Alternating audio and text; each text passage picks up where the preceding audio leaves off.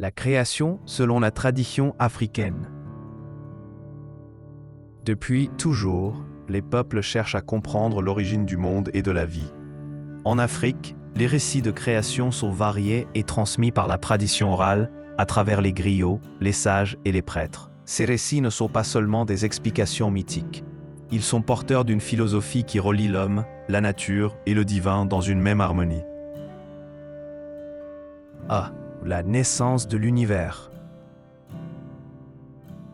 Chez les Dogons du Mali, l'origine du monde se trouve dans l'œuf cosmique contenant toutes les forces de l'univers.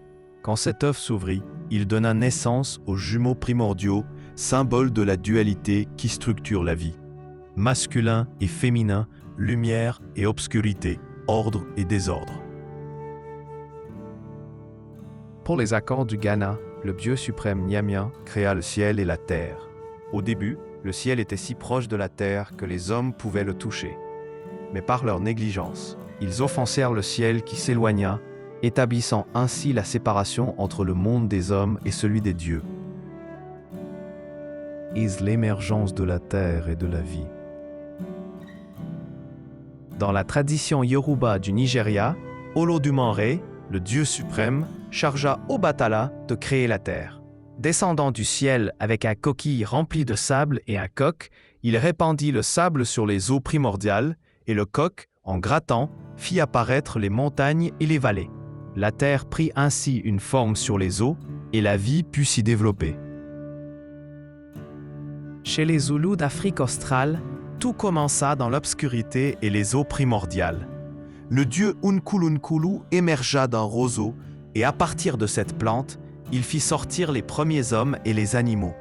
Le roseau devint alors symbole de vie, de croissance et de lien entre l'homme et la nature. La lumière et l'harmonie cosmique.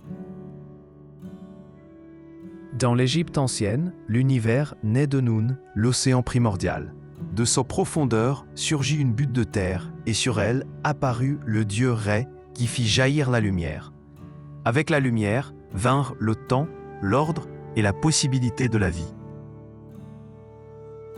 Chez certains peuples bantous d'Afrique centrale, le Dieu créateur est souvent associé au ciel et au soleil. Il donna naissance à la terre et aux hommes. Mais la mort et la souffrance vinrent ensuite, expliquées par une rupture de communication entre les hommes et le divin. À travers ces récits variés, on retrouve des thèmes communs, les eaux primordiales, l'émergence de la terre, la dualité des forces opposées, la lumière comme principe vital. Ces mythes de création ne sont pas seulement des histoires anciennes, ils enseignent que l'univers est vivant, qu'il repose sur un équilibre fragile entre les hommes, la nature et le divin. La tradition africaine nous invite ainsi à considérer la création comme une œuvre toujours en mouvement, dont chaque génération doit être gardienne et protectrice.